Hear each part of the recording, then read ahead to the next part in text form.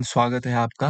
आज हम एस्ट्रोलॉजी का यह पहला अध्याय शुरू करने वाले हैं, जहाँ पे मैं आपको बताऊँगा हाउसेस क्या होते हैं, उनकी राशि क्या है, कैसे देखते हैं हाउसेस के बारे में हम कैसे देखेंगे, कितने तत्वों की हमारी राशियाँ पाई जाती हैं, चर, स्थिर और द्विस्वभाव वाली राशियाँ क्या हैं और हर एक हाउस का क्या-क्या गुण होता है, ठीक है ना? अब जैसे हम देखेंगे ये नॉर्थ इंडिया में कुंडली इस प्रकार की बनी होती है, इस प्रकार से बनी होती है। पहला हाउस हमेशा हमारे लग्न को रिप्रेजेंट करेगा। ये पहला हाउस हमेशा लग्न होगा, यहाँ पे राशि कोई भी हो मैटर नहीं करेगी, ठीक है ना? अब यहाँ पे सपोज़ 2 नंबर लिखा होगा, सपोज़ 3 नंबर लिखा हुआ है, तब भी वो लग्न ही बनेगा, बट स्वामी उसका चेंज हो जाएगा राशि के हिसाब से। और जहाँ पे मून की प्लेसमेंट होती है, सपोज़ मून की प्लेसमेंट है यहाँ पे, जहाँ पे भी आपकी कुंडली में मून की प्लेसमेंट होगी, वहाँ पे कोई भी नंबर लिखा हो, ठीक है ना? कोई भी नंबर लिखा हो, जो भी नंबर लिखा होगा, उसका जो भी राशि को रिप्रेजेंट करेगा, वो आपकी राशि हो गई और आपका राशि का लॉर्ड बन गया उस राशि का स्वामी, ठीक है ना? ये आप याद रखो। तो अपन लोग क्या करते हैं, हमेशा जब भी हम कुंडली देखते हैं, हम लोग देखते हैं एंटी क्लॉकवाइज़ ऐसे हम जाएँगे, ठीक है ना? तो ये देखो ये हमारा पहला हाउस हो गया, ये सेकंड हाउस हो गया, ये थर्ड, फोर्थ, फिफ्थ और ऐसे ही 12th हाउस, ठीक है ना? ये हो गया 12th हाउस। तो हमेशा आप याद रखना एंटी क्लॉकवाइज़ ही हम अपने हाउस देखेंगे, जहाँ पे मून होगा वो आपकी राशि होगी और पहला हाउस पे हमेशा लग्न बनेगा, वहाँ पे कोई भी नंबर राशि लिखा हो, वो आपका लग्न का लग्न राशि बन जाएगी और लग्न की स्वामी वही बन जाएगा, ठीक है ना? ये आप याद रखना। अब देखते हैं हम लोग देखते हैं कि हर हाउस क्या-क्या रिप्रेज़ेंट करता है। ठीक है ना? 1 मिनट रुको। यस, ये रहा। ओके। जो हमारा पहला हाउस है, पहला हाउस क्या रिप्रेज़ेंट करेगा? पहला हाउस जो हमारा रिप्रेज़ेंट करेगा, वो करेगा खुद को, आपकी ओवरऑल फ़िज़िक, ओवरऑल आपका शरीर, वो रिप्रेज़ेंट करेगा आपका फर्स्ट हाउस। ठीक है ना? हमेशा याद रखना फर्स्ट हाउस का लॉर्ड हमेशा अच्छी अवस्था में होना चाहिए। आपकी कुंडली में फर्स्ट हाउस का लॉर्ड अच्छा हो गया, 9th का लॉर्ड अच्छा हो गया तो समझ लो कुंडली बहुत ही अच्छी है, उच्च के होने पर और अपनी राशि में होने पर बहुत अच्छी कुंडली है। यानी कि 10 खराब दोष कम हो जाएँगे और वहीं पर अगर आपका लग्न का लॉर्ड ही खराब हो गया ना, तो समझ लो आपकी ओवरऑल फिज़िक ही खराब हो गई है। तो ठीक है ना, बीमारियाँ आपके घर करेंगी, नई-नई प्रॉब्लम्स आप फेस करेंगे लाइफ़ में, वो दिखाएगा आपका लग्न का लॉर्ड। ठीक है ना? अगर कमज़ोर होने पर कि प्रॉब्लम आती ही आती है, ठीक है ना? और सेकंड हाउस बताता है आपके बच्चों के बारे में, आपके चाइल्डहुड के बारे में, खुद के चाइल्डहुड के बारे में, आपके बच्चों के बारे में वो फिफ्थ हाउस बताएगा। खुद के चाइल्डहुड के बारे में और आपकी स्पीच, आप कैसा बोलते हैं, वो आपका बोलना और आपका जो धन जो आपके अकाउंट में जमा हो, कितना आप बचा पा रहे हो, वो देखेंगे अपन लोग सेकंड हाउस से, ठीक है ना? और से याद रखना अभी भी, मैं साथ-साथ ही बाद में बताऊँगा और भी काफ़ी चीज़ें, मैं फिर भी एक आपको आइडिया दे रहा हूँ। सेकंड का लॉर्ड ना अगर खराब हो जाए, जुपिटर के साथ बैठ जाए, 2 के 2 कंबस्ट होके बैठ जाएँ, तो समझना मैक्स 8th हाउस में, मैक्सिमम 8th हाउस में, तो आप याद रखना कि बच्चा ना एक्चुअली गूँगा पैदा होता है। गूँगा होता है, बोलने में प्रॉब्लम होती है। ठीक है ना? अब बाद में बताऊँगा मैं सारे हाउस का क्या-क्या प्लैनेट का क्या-क्या कॉम्बिनेशन से क्या-क्या चीज़ें होती हैं। ठीक है ना? और आपका थर्ड हाउस बताता है आपकी कम्युनिकेशन स्किल, आपका करेज, आपके भाई-बहनों के बारे में। ठीक है ना? वो बताएगा और ये एक्चुअली 3rd, 10th और 11th हाउस का कॉम्बिनेशन आपका एक्चुअली फेम भी बताता है। ठीक है ना? आपको कितना फेम मिलेगा इन फ्यूचर में। ठीक है ना? ओके। वैसे फिफ्थ हाउस भी इन्वॉल्व करते हैं अपन लोग फेम फेम में, बट यस अभी आप समझो कि 10th को भी हटा देते हैं। अभी हम 11th और सेकंड थर्ड हाउस ही देखते हैं, सपोज के लिए मान के चलिए।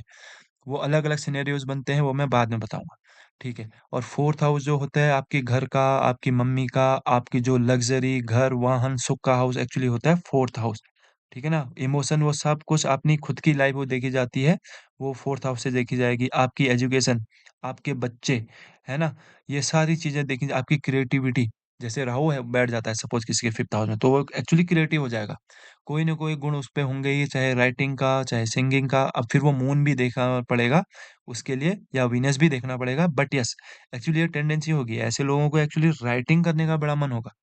राइटर हो सकते हैं ऐसे लोग, ठीक है ना? और 6th हाउस देखता है आपके रोग ऋण रिपु, आपकी बीमारी के बारे में और आपका कर्ज़े के बारे में और रोग ऋण रिपु, ठीक है ना? और आपका जो किसी के ऊपर जो कर्ज़ जो भी आपने कर्ज़ लिया है वो चीज़ें, एक्सीडेंट, एनिमीज़, दुश्मन भी यहीं से देखेंगे हम। और यहाँ पे एक चीज़ और, यहाँ से आप अपनी पोज़ीशन भी देखेंगे पर्टिकुलर जॉब की कि आप कितना ऊपर तक जा सकते हैं 10th हाउस के साथ मिलाकर, ठीक है ना? 7वाँ हाउस होता है आपकी पार्टनरशिप का, आपके रिलेशनशिप का, ठीक है ना? मैरिड लाइफ़ का, ये 7th हाउस बताएगा। 8th हाउस बताएगा 8th हाउस होता है वैसे आपकी लॉन्जेविटी का, यानी कि आपकी उम्र बताएगा 8th हाउस। आपकी रिसर्च नॉलेज, आपका ऑकल्ट देखा जाएगा यहाँ से। आपको एंसेस्टर प्रॉपर्टीज़ भी यहाँ से देखी जाएगी, ठीक है ना? ये मतलब एक हिडन वर्ड है, हिडन वर्ड जो आपके अंदर विद्यमान है। वह ज्ञान जो गुप्त है, जो सामने वाला नहीं देख पाएगा, ठीक है ना? वो ज्ञान यहाँ से रिप्रेज़ेंट होगा। हिडन रिलेशनशिप भी यहाँ से देखी जाएँगी, ठीक है ना? और 9th हाउस होता है आपके लक का, भाग्य, आपके पिता का, धर्म त्रिकोण का सबसे पावरफुल हाउस है। धर्म त्रिकोण का सबसे पावरफुल हाउस है, तो यस, इस ऑब्वियसली बात है, इसका प्लैनेट अगर शुभ हुआ, तो मैक्सिमम चीज़ें आपकी सही होने लगती हैं। 10th हाउस 10th हाउस आपका करियर और का आप करियर, पब्लिक, कैसे देख रही है पब्लिक आपको, ठीक है ना? और गवर्नमेंट से होने वाला लाभ, ये सब चीज़ें यहाँ से देखी जाएँगी और आपकी बाहरी दुनिया, ये यहाँ से देखी जाएगी। 11th हाउस देखा जाएगा आपके अर्निंग सोर्स, एल्डर सिबलिंग्स और आपका फ्रेंड सर्कल कैसा होगा, आपका होने वाला लाभ, यहाँ से अर्निंग होगी और यहाँ से बचत होगी। पैसा कमाना अलग बात है, उसको सेव करना एक अलग बात है, ठीक है ना? 12th हाउस होता है हमारा लिबरेशन का। ठीक है ना? यानी कि फाइनल ये एक्चुअली 12 हाउस में सबसे लास्ट हाउस है। तो ये समझ लो यहाँ एक्चुअली आपकी मुक्ति छुपी है। यहाँ से ही आपके बेडरूम के शादी के बाद विवाह का सुख भी देखा जाएगा। यहाँ से ही आपका दूसरा देश, फॉरेन कंट्री, फॉरेन लैंड भी देखा जाएगा। ठीक है ना? यस। अब हम देखते हैं चर, स्थिर और द्विस्वभाव राशियों के बारे में आपको मैं थोड़ा बताता हूँ। ठीक है ना? देखो चर राशियाँ जैसे होंगी हमारी वह राशियाँ होती हैं जो गतिशील ही रहती हैं, ठीक है ना? परिवर्तन एक्चुअली परिवर्तन जो कंटीन्यूअस चेंज मूवेबल होती हैं, वह क्वांटिटी जो हमेशा मूवेबल रहेगी, ठीक है ना? जैसे मैं पानी, पानी एक्चुअली क्या है वो मूवेबल रहता है ना, मतलब आप ये मत समझना कि इसमें ये पानी जल तत्व की ही राशि होंगी, बिल्कुल नहीं। इसमें 4 के 4 तत्व की राशि विद्यमान रहेगी। हर राशियों में चर, द्विस्वभाव और स्थिर में, ठीक है ना?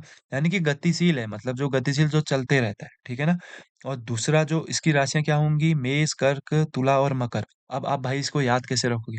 याद रखने के लिए ये है कि आपने फर्स्ट नंबर राशि को लग्न बना लेना है, केंद्र पर जो भी हाउस आ रहे हैं वो आगे हो गए आपकी चर राशियाँ, ठीक है ना? उसके बाद आपकी आती हैं स्थिर राशियाँ। स्थिर राशियाँ जो मतलब स्थिर रहती हैं, ठीक है ना? परिवर्तन का प्रतिरोध करती हैं, मतलब उनको चेंज करना पसंद नहीं होता चीज़ों में, ठीक है ना? और वो प्रतिनिधित्व, प्रतिरोध का प्रतिनिधित्व मतलब कोई भी चीज़ें हो रही हैं, चेंज हो रही हैं तो आप कोई ऐसी चीज़ें समझो आप कोई सपोज़ आप पॉलिटिशियन हो, ठीक है ना?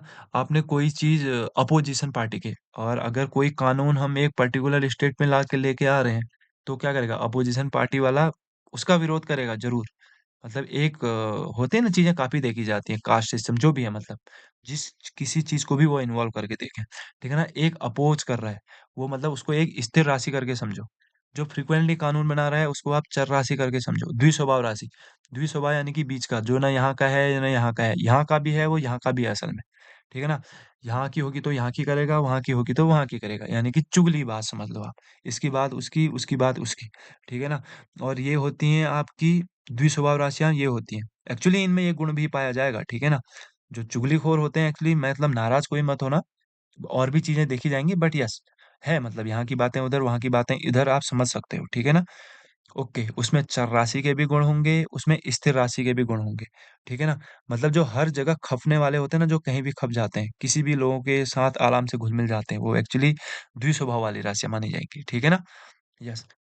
क्योंकि ना इनको एक्चुअली फ्रीक्वेंटली चेंज पसंद है, इनको चेंज पसंद नहीं है, इनको 2 के 2 पसंद है। अगर ये मतलब हिसाब से मतलब उसके गुण भी हैं चर के भी और स्थिर के भी गुण इनके पास है, विद्यमान है। अब देखो स्थिर राशियों के लिए आपको क्या करना है, कैसे आपने याद रखनी है, सेकंड नंबर हाउस को आपने लग्न बना लेगा लेना है, केंद्र में जो भी राशियाँ आएँगी, केंद्र में जो भी राशियाँ पड़ेंगी वो आपकी बन गए स्थिर राशियाँ और द्विस्वभाव राशियाँ। द्विस्वभाव राशियों के लिए आपने 3 नंबर राशि केंद्र में लगनी है, उसको लग्न बनाना है। केंद्र में जो भी प्लैनेट आएँगे जो भी राशियाँ पड़ेंगी केंद्र में, ये जो 1, 4, 7, 10 में, इसमें जो भी राशियाँ पड़ेंगी, वो एक्चुअली हो जाएँगी द्विस्वभाव राशियाँ। और यहाँ से ही हम इन्वॉल्व करेंगे आपका सोर्स ऑफ इनकम भी देखते हैं, चर, स्थिर और द्विस्वभाव से ही।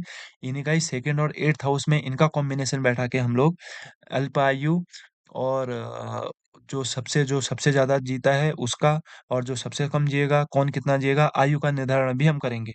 ठीक है ना? कौन अल्पायु होगा, कौन मध्यम आयु होगा, कौन मतलब दीर्घायु होगा, वो यहाँ से ही देखा जाएगा। चर स्थिर का भी कॉम्बिनेशन से देखते हैं, वो अभी मैं बाद में बताऊँगा। चर स्थिर का कॉम्बिनेशन देखेंगे हम सेकंड और 8th का लॉट के हिसाब से देखेंगे कि 2 के 2 चर हैं, एक चर स्थिर है, चर स्थिर द्विस्वभाव या स्थिर द्विस्वभाव, चर चर, ठीक है ना? स्थिर स्थिर ऐसे, इस प्रकार से हम आयु का भी निर्धारण करेंगे, मैं बताऊँगा आगे कैसे, ठीक है?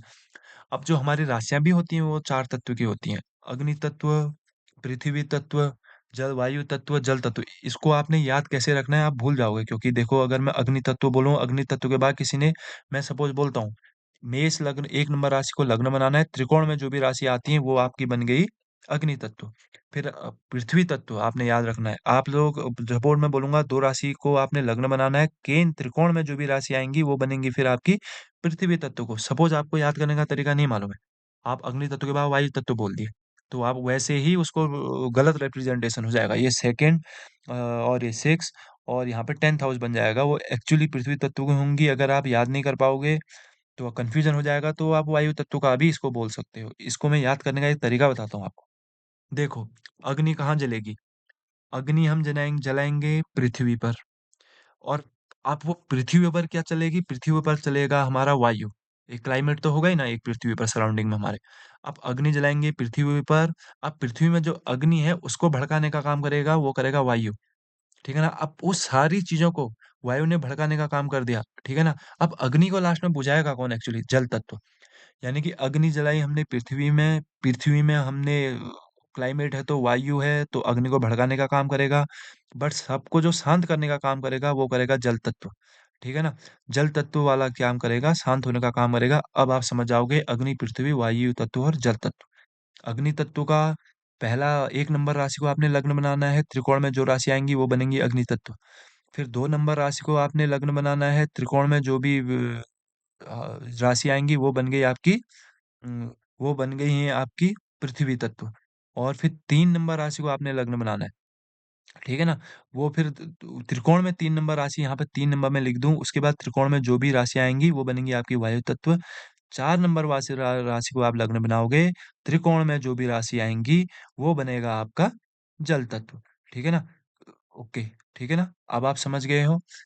देखो मैंने अभी इतना आपको समझाया है, अगर आपको ये समझ में ना आया हो तो आप क्या काम करना, आप मुझे कमेंट करना, मैं दोबारा उसको कंटिन्यू समझाने की आप लोगों को कोशिश करूँगा। अभी पहली वीडियो है तो यस, उतने अच्छे तरीके से नहीं हो पा रहा है। आप लोग बिल्कुल समझने की कोशिश करेंगे इस बात को। धीरे-धीरे आप अपनी क्वेरीज़ पूछते रहोगे, मैं शॉर्ट-शॉर्ट वीडियो बनाते रहूँगा और फ्रीक्वेंटली इस चैप्टर को आगे लेके जाऊँगा, जिसमें हम यहाँ पे वैदिक, पराशरी ये सब कुछ हम इधर एनालिसिस करेंगे। लास्ट में मैं आपको यहाँ पे बताऊँगा कि भृगुनंदी नाड़ी का उपयोग हम कैसे करते हैं, ठीक है ना? वो भी मैं सिखाऊँगा लास्ट में। ओके, इसी के साथ ये वीडियो समापन करते हैं। जय हिंद, जय भारत, जय श्री राम।